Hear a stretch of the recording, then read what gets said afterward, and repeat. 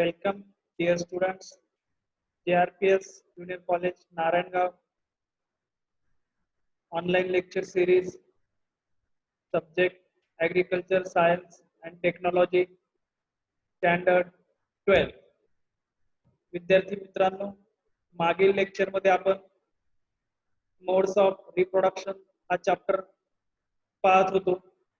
त्यामध्ये आपण sexual reproduction, asexual reproduction आणि त्याचे टाइप्स अभ्यासले आहेत.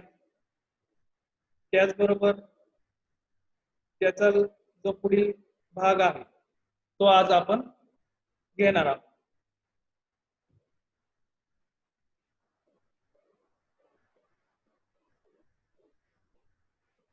मागील लेक्चर मध्ये आपण असेक्शुअल रिप्रोडक्शन, त्यामध्ये natural and artificial asexual reproduction असे दोन टाइप्स त्या ठिकाणी शिकलेलो आहोत. त्यानंतर व्हेजिटेटिव्ह रिप्रोडक्शन मधीलच पुढचा पार्ट अपोमिक्सिस.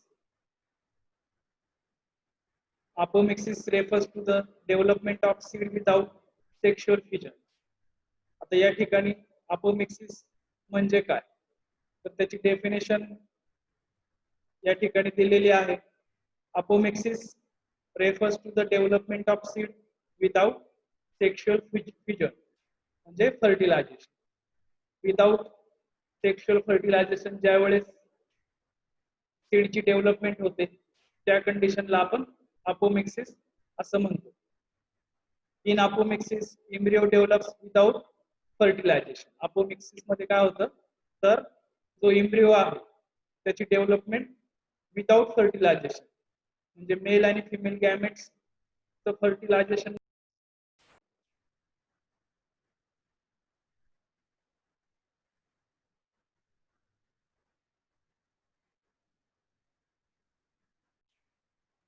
अपोमिक्सिस मध्ये एम्ब्रियोची डेव्हलपमेंट होते without fertilization. Male and female गॅमेट्सचं त्या ठिकाणी फर्टिलायझेशन होत नाही किंवा अशा कंडिशन मध्ये त्या ठिकाणी एम्ब्रियो डेव्हलप होतो, त्याला आपण अपोमिक्सिस असं म्हणतो. Thus apomixis is an asexual method of reproduction आणि त्यामुळे आपण अपोमिक्सिसला या ठिकाणी असेक्शुअल मेथड ऑफ रिप्रोडक्शन असं म्हणतो.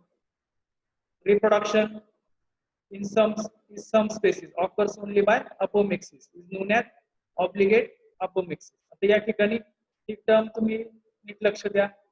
obligate apomixis ते कुठं होतं, तर reproduction in some species occurs only by apomixis. apomixisच्या माध्यमातून या ठिकाणी ज्यावेळेस रिप्रोडक्शन होतं त्याला आपण obligate apomixis असं म्हणतो. In some species, sexual reproduction also occurs in addition to apomixis is known as facultative apomixis. त्यानंतर facultative apomixis. आता हे या ठिकाणी समजून घ्या, एखाद्या कंडिशन मध्ये सेक्शुअल रिप्रोडक्शन पण त्या ठिकाणी होतंय, त्याचबरोबर अपोमिक्सिस पण होते, म्हणजे दोन्ही कंडिशन त्या ठिकाणी त्या प्लांट्स मध्ये लागू पडतात. अशा वेळेस फॅकल्टेटिव्ह अपोमिक्सिस त्या ठिकाणी आपण म्हणतो. जर तुमच्या आता लक्षात आलं असेल की ऑब्लिगेट अपोमिक्सिस आणि फॅकल्टेटिव्ह अपोमिक्सिस यामध्ये काय डिफरन्स आहे. ऑब्लिगेट मध्ये या ठिकाणी फक्त अपोमिक्सिसच्या माध्यमातून त्या ठिकाणी रिप्रोडक्शन होतं आणि फॅकल्टेटिव्ह अपोमिक्सिस मध्ये सेक्शुअल रिप्रोडक्शन और अपोमिक्सिस म्हणजे विदाउट या ठिकाणी फर्टिलायझेशन च्या माध्यमातून पण त्या ठिकाणी रिप्रोडक्शन होतं, त्याला आपण फॅकल्टेटिव्ह अपोमिक्सिस असं म्हणतो. Then after types of apomixis. अपोमिक्सिसचे त्या ठिकाणी 4 टाइप आहेत. First parthenogenesis, second apogamy, third aposporic and fourth adventitive embryo. तर अशा पद्धतीने 4 टाइप आहेत. साधारणतः आता तुमच्या सिलेबस मध्ये यामधला जो बराचसा पार्ट आहे तो एकदम शॉर्ट मध्ये दिलेला आहे, कारण तुम्ही हे बायोलॉजी मध्ये शिकणार आहात किंवा शिकलेला आहात, त्यामुळं ऍग्रिकल्चर सब्जेक्ट मध्ये या ठिकाणी याच्यावरती जास्त भर दिलेला नाही, त्यामुळे याचं थोडक्यात माहिती आपण पाहूया. First, parthenogenesis, development of embryo from egg cell without fertilization. Parthenogenesis म्हणजे काय? Development of embryo from egg cell without fertilization. एम्ब्रियोची डेव्हलपमेंट होते एग सेल पासून विदाउट फर्टिलायझेशन.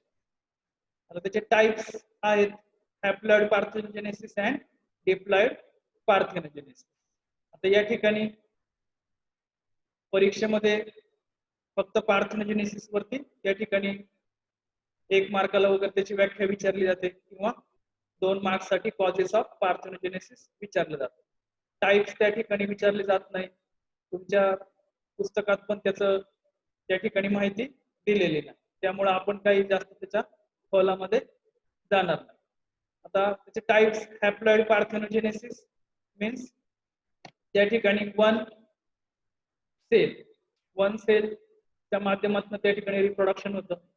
त्यानंतर डिप्लॉइड पार्थेनोजेनेसिस, त्या ठिकाणी 2 सेल्स त्या ठिकाणी असतात आणि तिथून त्याचं रिप्रोडक्शन पुढे होतं, त्याला आपण डिप्लॉइड पार्थेनोजेनेसिस असं म्हणतो.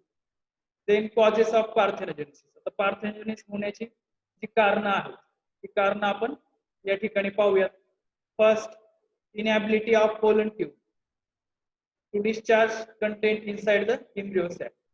त्यामध्ये पहिला जो मुद्दा दिलेला आहे, inability of pollen tube to discharge content inside the embryo sac. Embryo sac मध्ये जे कंटेंट त्या ठिकाणी पोलन ट्यूबच्या मार्फत जाणार आहे ते त्या ठिकाणी जात नाही. Inability of pollen tube, pollen tube त्या ठिकाणी ते ट्रान्सफर करू शकत नाही. अशा कंडिशन मध्ये पार्थेनोजेनेसिस त्या ठिकाणी होत असते. Then early degeneration of the sperm. त्यानंतर जे स्पर्म आहे, स्पर्म मीन्स मेल रिप्रोडक्टिव्ह, त्या ठिकाणी जो ऑर्गॅन आहे त्यांच्याकडनं स्पर्म त्या ठिकाणी तयार होतं आणि त्याचं अर्ली डिजनरेशन होतं. अर्ली डिजनरेशन म्हणजे काय? लवकर ते तयार होतं आणि तोपर्यंत त्या ठिकाणी फिमेल रिप्रोडक्टिव्ह ऑर्गॅन तयार झालेला नसतो. मग अशा वेळी त्या ठिकाणी पार्थेनोजेनेसिस तयार होतं. पार्थेनोजेनेसिस पासून रिप्रोडक्शन पुढे तयार होतं. Then insufficient attraction between male and female gametes. त्याचबरोबर मेल आणि फिमेल गॅमेट्स जे आहेत फ्लॉवर मध्ये त्यांच्यामध्ये इनसफिशियंट अट्रॅक्शन होतं. अट्रॅक्शन त्या ठिकाणी होत नाही आणि त्या ठिकाणी पार्थेनोजेनेसिस मग होतं. Then fourth point, very long style. त्यामध्ये आता आपण फ्लॉवरचं स्ट्रक्चर पाहिलेलं आहे. त्यामध्ये स्टाईल त्या ठिकाणी व्हेरी लॉंग जर असेल तर त्यामध्ये मग पोलन ट्रान्सफर होण्यासाठी त्या ठिकाणी अडथळा निर्माण होतो आणि त्यामुळे मग फर्टिलायझेशन होत नाही. मग अशा कंडिशन मध्ये पार्थेनोजेनेसिस त्या ठिकाणी होत असते. Then slow rate of pollen tube growth. त्यानंतर जी पोलन ट्यूब आहे त्या पोलन ट्यूबचा ग्रोथ स्लो असतो.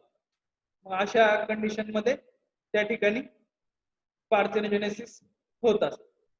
Then stimulation of pollen in the absence of pollen tube. त्याचबरोबर स्टिम्युलेशन ऑफ पोलन ट्यूब म्हणजे in the absence of pollen tube. Pollen tube ज्यावेळेस absent असेल एखाद्या कंडिशन मध्ये त्यावेळेस त्या ठिकाणी स्टिम्युलेशन होतं पोलन आणि मग अशा स्टिम्युलेशन झाल्यानंतर त्याचा काही उपयोग त्या ठिकाणी फर्टिलायझेशन मध्ये होत नाही आणि मग पार्थेनोजेनेसिस प्रोसेस त्या ठिकाणी होत असते. देन आफ्टर इनकॉम्पॅटेबिलिटी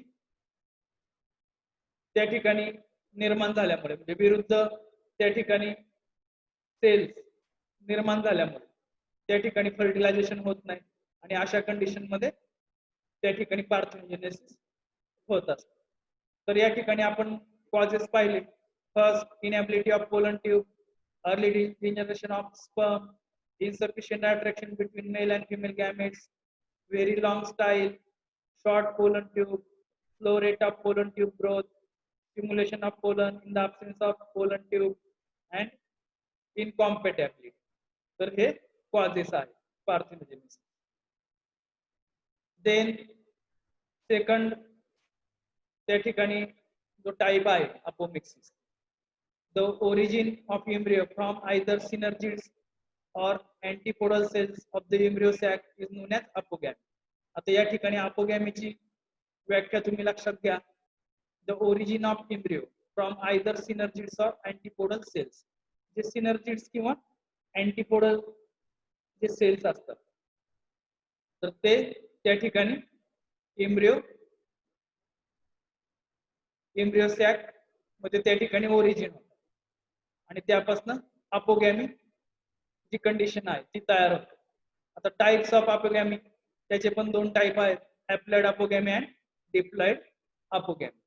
यामध्ये फक्त तुम्ही याचे टाइप्स जे दोन आहेत तेच फक्त लक्षात ठेवायचे आहेत. त्याच्या खोलामध्ये आपल्याला त्या ठिकाणी जायचं नाही. आपल्या सिलेबस मध्ये ऍग्रिकल्चर सायन्स अँड टेक्नॉलॉजी त्या सिलेबस मध्ये त्याच्यावरती जास्त माहिती दिलेली नाही. देन अपोस्पोरी. अपोस्पोरी म्हणजे काय?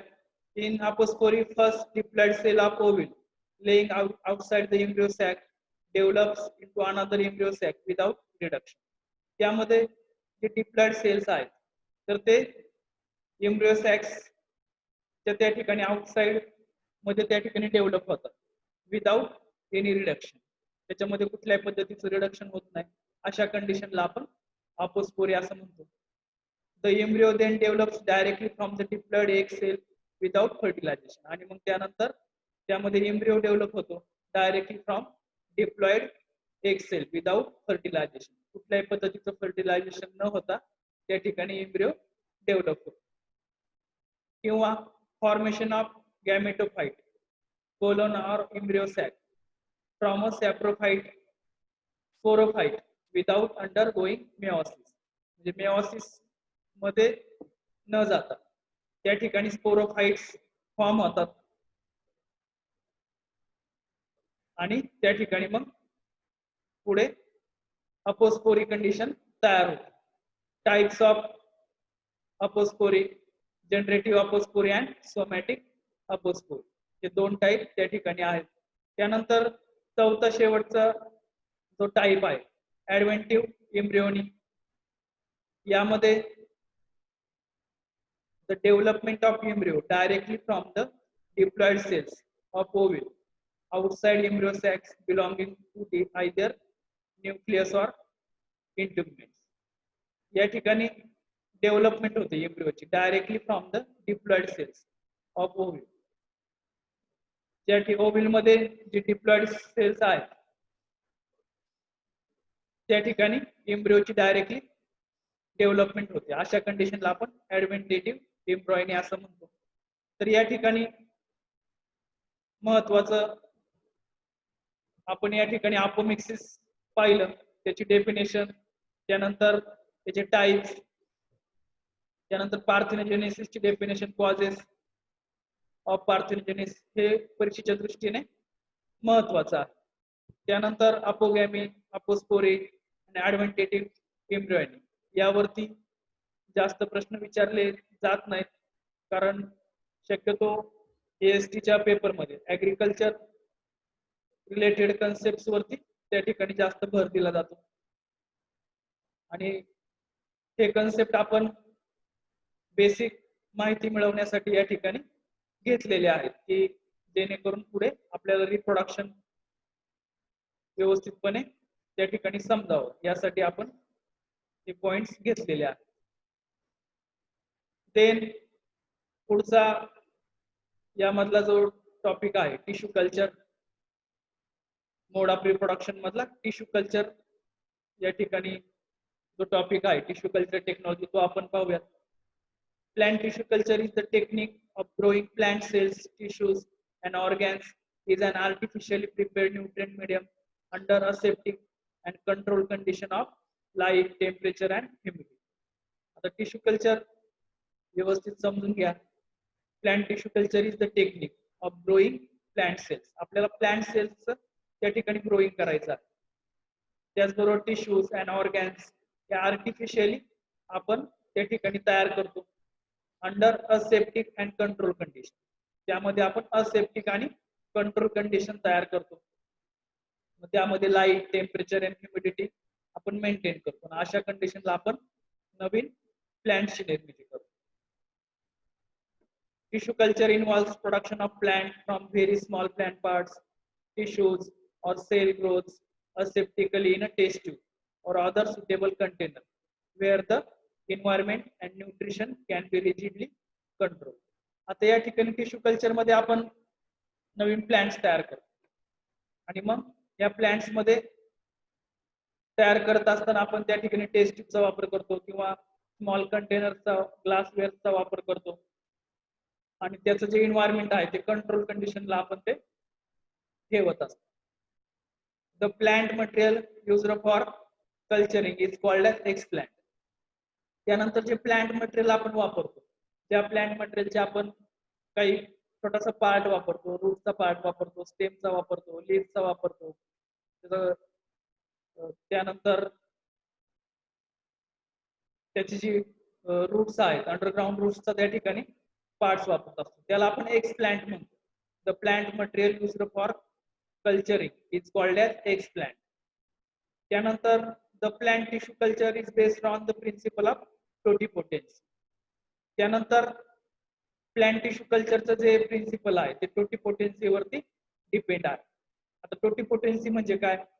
Is the inherent ability of plant cell to grow, divide and give rise to a whole plant. तर या ठिकाणी टोटिपोटेन्सी म्हणजे काय? The inherent ability of plant cell to grow, divide and give rise to whole plants. तर यामध्ये आपण plant सेलचा वापर करून त्या ठिकाणी पूर्ण होल प्लांट त्या ठिकाणी तयार करू शकतो. त्या कन्सेप्टला आपण टोटिपोटेन्सी असं म्हणतो. German botanist Haberlandt 1902 develop the concept of in vitro culture. In vitro म्हणजे काय? Tissue culture. तर त्यांनी या ठिकाणी टिश्यू कल्चर किंवा इन विट्रो कल्चर चा शोध त्या ठिकाणी लावलेला आहे, डेव्हलप केलेला आहे. त्यानंतर techniques of tissue culture. Tissue कल्चरच्या काय काय टेक्निक्स आहेत, त्याचे काही स्टेप्स आहेत ते आपण या ठिकाणी पाहूया. First, cleaning, sterilization of glassware and instrumentation in an oven and autoclave. तर त्यामध्ये आपण सुरुवातीला जे काही मटेरियल किंवा जे काही टेस्ट त्या ठिकाणी वापरणार आहे, जे काही ग्लासवेअर्स वापरणार आहे त्या ठिकाणी स्टरिलायझेशन आपण त्याचं निर्जंतुकीकरण आपण करून घ्यायचं आहे. Selection and preparation of nutrient medium with non concentration. त्याचबरोबर जे न्यूट्रिएंट मीडियम आपण वापरतो सेलची ग्रोथ होण्यासाठी, तर त्या ठिकाणी त्याचं सिलेक्शन करायचं आहे, त्याचं प्रिपरेशन आपण करायचं आहे. Then sterilization of nutrient medium in an autoclave for 20 minutes under constant pressure 15 lb per inch square at a temperature of 105 degree Celsius.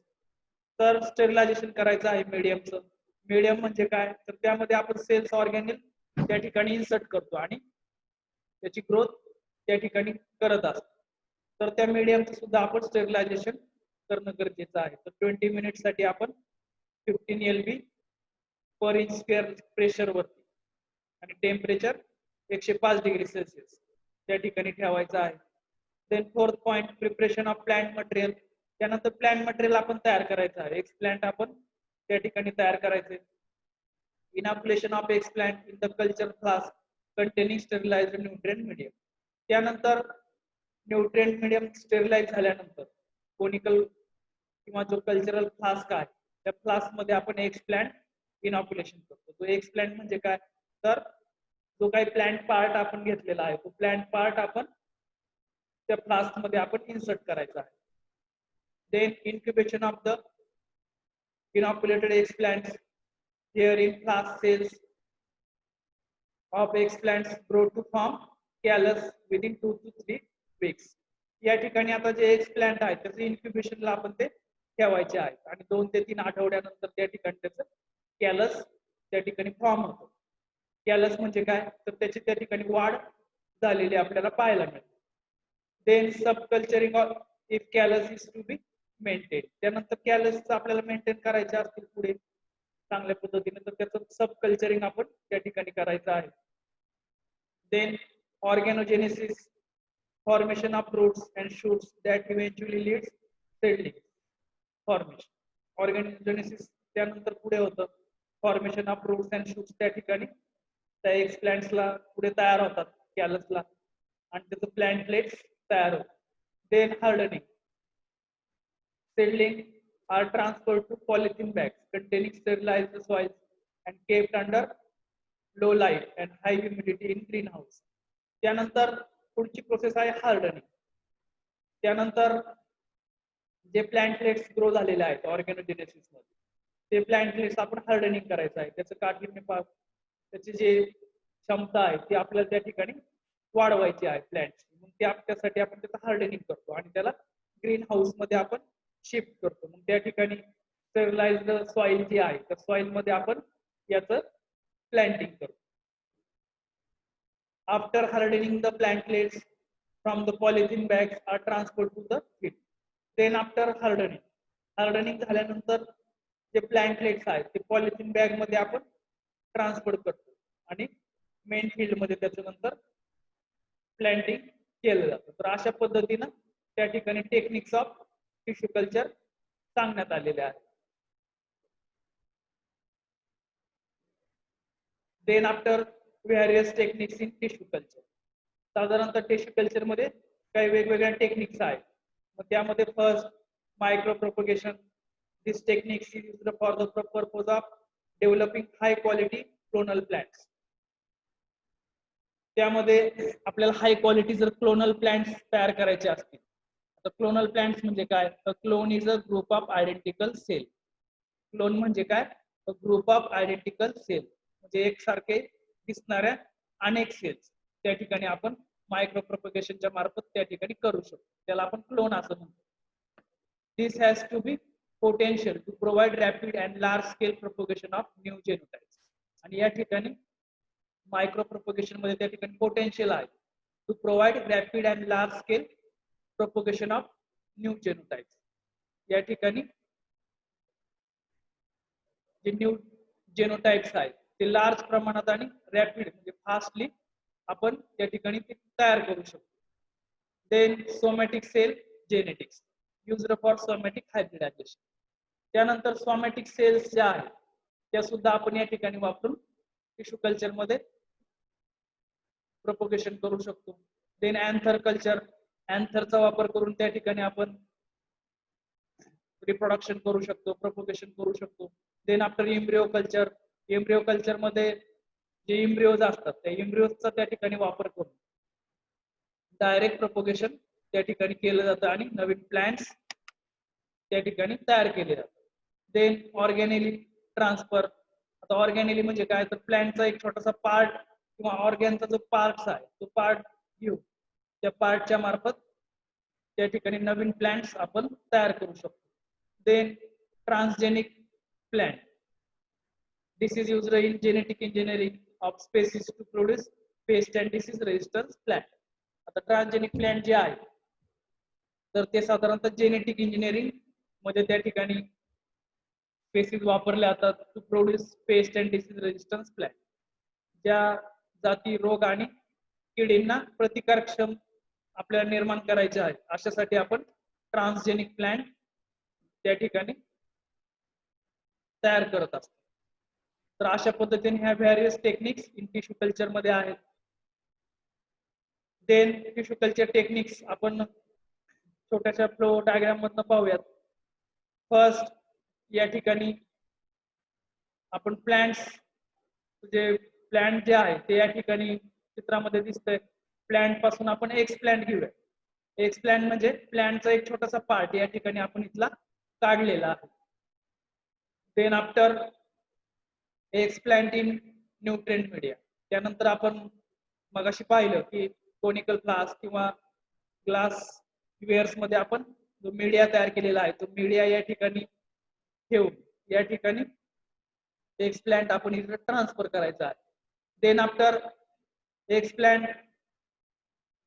Undergoes callus, त्यानंतर कॅलस मध्ये त्याचं रूपांतर होतं एका छोट्याशा प्लांट मध्ये, प्लांटच त्याला म्हणावं लागेल.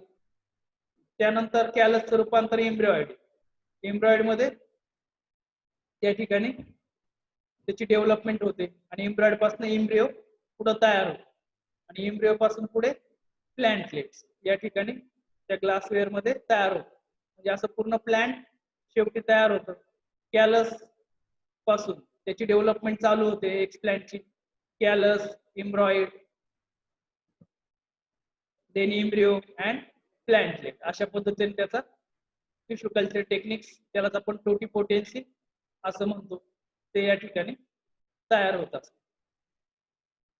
Then after steps in tissue culture method, जी मेथड आता आपण शिकलो तर त्यामध्ये वेगवेगळ्या स्टेप्स आहेत. त्या स्टेप्स आपण थोडक्यात फ्लोचार्टच्या मार्फत या ठिकाणी पाहूयात. त्यामध्ये आता 3 प्रकारचे आपल्याकडं या ठिकाणी ग्लासवेअर्स, मीडिया आणि एक्सप्लांट, हे 3 टाईप मध्ये आपल्याकडं मटेरियल त्या ठिकाणी आपल्याला सुरुवातीला तयार करावं लागतं. ग्लासवेअर्स आपण घेतल्यानंतर सुरुवातीला स्टरलायझेशन त्या करायच्या आहेत, ऑटोक्लेव्ह मध्ये ड्राय हीट त्याला द्यायची आहे, wrap in brown paper, brown paper मध्ये त्या व्रॅप करायच्या आहेत आणि नंतर लॅमिनर एअर फ्लो मध्ये ते मटेरियल त्या ठिकाणी जातं. त्यानंतर मीडिया, मीडियाचं काय होतं पुढे, ऑटोक्लेव्ह, कॉम्पोनंट्स, जे ऍडजस्ट, पीएच. त्यानंतर मीडिया आपण ऑटोक्लेव्ह मध्ये ठेवल्यानंतर त्याचं जे त्या ठिकाणी आपल्याला ग्रोथ आगर जे आहे ते त्या ठिकाणी आपल्याला टाकावं लागतं. त्यानंतर त्याचं पीएच वगैरे सगळं मेंटेन करून तो मीडिया आपल्याला तयार करावा लागतो. देन कल्चर व्हेसल्स मध्ये ते आपण ते लिक्विड सॉलिड किंवा लिक्विड मटेरियल आपण ठेवतो आणि लॅमिनर एअर फ्लो मध्ये आपण ते सगळं त्या ठिकाणी ठेवायचं आहे ग्लासवेअर मध्ये. देन एक्सप्लांट जो आहे, एक्सप्लांट त्या ठिकाणी आपण काढल्यानंतर सरफेस स्टरलायझेशन त्याचं करायचं आहे. त्यामध्ये लिक्विडच्या मार्फत त्याचं आपण स्टरलायझेशन करतो एक्सप्लांटचं आणि ते परत लॅमिनर एअर फ्लो मध्ये आपण ते सर्व मटेरियल नेतो. त्यानंतर त्यामध्ये आपण सगळं ट्रान्सफर करतो. जे ग्लासवेअर आहे त्यामध्ये जो आपला मीडिया आहे त्या मीडियामध्ये आपण एक्सप्लांट त्या ठिकाणी इन्सर्ट करतो. त्यानंतर ग्रोथ ऑफ कल्चर त्या ठिकाणी होते, डिफरन्शिएशन आपण त्या ठिकाणी करतो, त्या ठिकाणी त्याचं सेपरेशन करतो.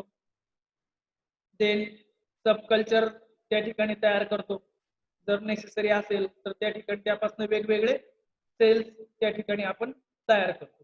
तर अशा पद्धतीने ही सगळी process steps in tissue culture method मध्ये आपण करतो. ती तुम्ही लक्षात घ्या. परीक्षेला फारसा याच्यावरती प्रश्न विचारले जाणार नाहीत, परंतु या वर्षी आता सिलेबस थोडासा कमी केलेला आहे, मग त्यामध्ये हा सिलेबस शक्यतो नाही.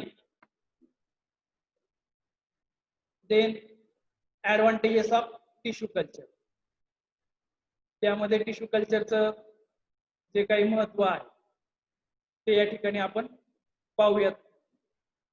Large scale multiplication and developing through plants in lesser time and small space, या ठिकाणी आपण मोठ्या प्रमाणात या ठिकाणी प्लांट्स तयार करू शकतो. थोड्या वेळामध्ये आणि छोट्या जागेमध्ये मोठ्या प्रमाणात प्लांट्स आपण तयार करू शकतो. Production of disease free plants round the year if possible, irrelevant of climate.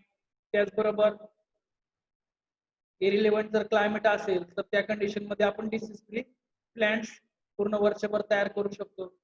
Production of plant is possible. त्याचबरोबर जे प्लांट्स आहे डिसीज अँड पेस्ट रेजिस्टन्स, ते प्लांट्स आपण या ठिकाणी तयार करू शकतो.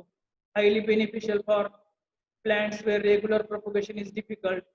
त्याचबरोबर अशा प्लांट्स मध्ये की ज्या ठिकाणी रेग्युलर प्रोपगेशन होत नाही अशा ठिकाणी आपण टिश्यू कल्चरचा वापर करू शकतो. For example sugar cane, grapes, banana अशा प्लांट्स मध्ये आपण टिश्यू कल्चरचा वापर करून त्या ठिकाणी रेग्युलरली प्लांट्स तयार करू शकतो. Then in dioecious fruit plants, production of female plants is possible through micropropagation. त्याचबरोबर जे dioecious fruit plant आहे म्हणजे मेल आणि फिमेल ऑर्गन वेगवेगळ्या झाडांवरती आहे. अशा प्लांट्सला आपण डायोसियस प्लांट्स असं म्हणतो. अशा ठिकाणी आपण production of female plants is possible through micro propagation. Micro propagation वापरून आपण त्या ठिकाणी फिमेल प्लांट्सचं प्रोडक्शन करू शकतो. For example papaya. पपायामध्ये या ठिकाणी अशी परिस्थिती त्या ठिकाणी असते. Then production of homozygous plants by doubling haploids. त्याचबरोबर होमोझायगस प्लांटची निर्मिती आपण करू शकतो. होमोझायगस म्हणजे काय, तर एकसारखे दिसणारे, एकसारखे वाढणारे plants. Then helping in fast multiplication of rare species. त्याचबरोबर ज्या रेअर स्पेसिस आहेत, ज्या दुर्मिळ स्पेसिस आहेत, अशा स्पेसिसचं त्या ठिकाणी फास्ट मल्टिप्लिकेशन आपण करू शकतो. Then embryo culture to overcome dormancy. त्याचबरोबर एम्ब्रियो कल्चरचा वापर करून आपण जी डॉर्मन्सी प्रॉब्लेम होतात, म्हणजे डॉर्मन्सी ब्रेक होत नाही, डॉर्मन्सी ब्रेक न झाल्यामुळे त्या ठिकाणी उगवण क्षमता कमी होते. मग अशा वेळेस आपण एम्ब्रियो कल्चर ही एक टिश्यू कल्चरची टेक्निक आहे, ती वापरून आपण या ठिकाणी नवीन प्लांट्स तयार करू शकतो. Then raising plantlets such as orchids which are difficult to multiply through seeds. त्यानंतर ऑर्चिड सारखं जे प्लांट्स आहेत ते त्या ठिकाणी आपण टिश्यू कल्चरच्या मार्फत निर्माण करू शकतो, कारण त्याचं सीडच्या मार्फत डिफिकल्ट आहे मल्टिप्लिकेशन होणं. Then it produces disease free, drought resistance आणि साल्ट टॉलरंट प्लांट्स. त्याचबरोबर डिसीज फ्री आणि ड्रॉट रेजिस्टन्स, त्याचबरोबर साल्ट टॉलरंट प्लांट्स आपण टिश्यू कल्चरच्या मार्फत तयार करू शकतो. The germ plasm can be preserved for long period of time. त्याचबरोबर टिश्यू कल्चर टेक्निक वापरून आपण जर्म प्लाझम त्या ठिकाणी स्टोअर करून ठेवू शकतो आणि त्याचा वापर भविष्यामध्ये आपल्याला करता येऊ शकतो.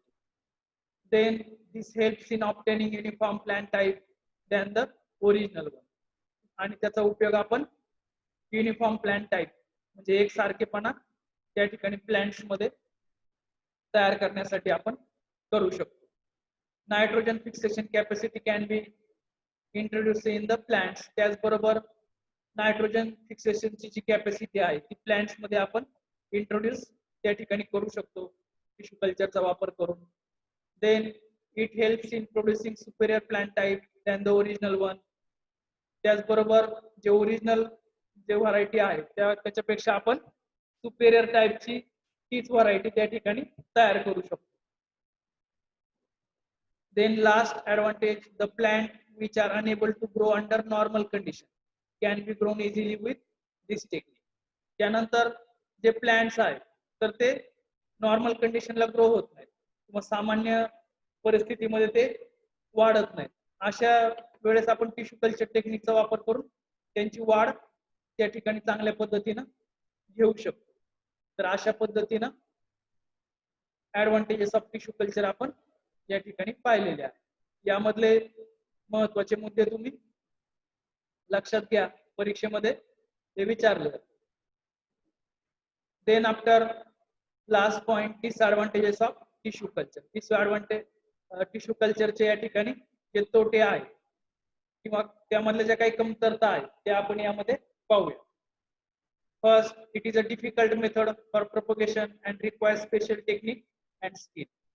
आता या ठिकाणी काय म्हटलं आहे तर डिफिकल्ट मेथड आहे प्रोपगेशन साठी and requires special technique and skill. या ठिकाणी आपल्याला स्पेशल टेक्निकचा वापर त्या ठिकाणी करावा लागतो आणि स्किल्ड लेबर या ठिकाणी लागतात.